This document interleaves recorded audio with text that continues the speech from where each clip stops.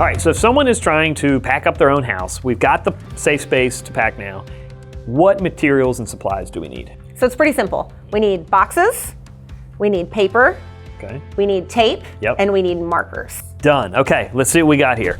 All right, we got 3 sizes of boxes. Correct. So let's So you talk got- about each of these for a minute. Look, okay. So obviously we've got several different size boxes here. Okay, this here is called a dish pack.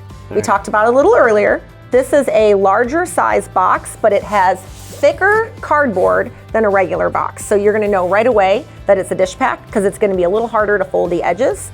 Always say the things you care the most about should go in the sturdiest box. Yes, absolutely. What's the next size box we have? This is a medium-sized box. Anything that you want to keep safe, not as sturdy as a dish pack. So I really wouldn't pack too many breakables in here.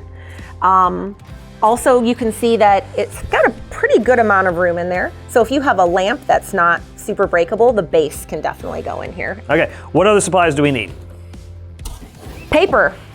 We want to use a lot of paper. So one of the biggest complaints we get as professional movers, sometimes, believe it or not, is that we use too much paper. Is there such thing as too much paper? There is not a thing as too much paper. Okay. As people unpack, it can be overwhelming as they're taking out massive amounts of paper.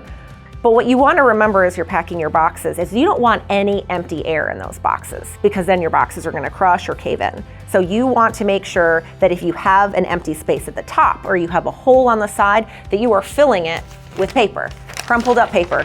Now this is non-printed newsprint. You can buy this at any box supply store. In addition, you can also get it at like Lowe's or Home Depot, places like that. Some people want to use bubble wrap. It's not necessary. If you're using enough paper, you do not need that bubble wrap. Okay.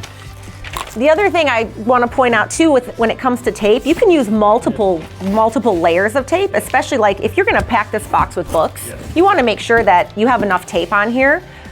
Always use tape on the top and the bottom. Don't fold it over because you run the risk of it falling opening. out. Yeah, and if you are doing if you are doing books, I tend to actually do a second layer. Yeah, absolutely.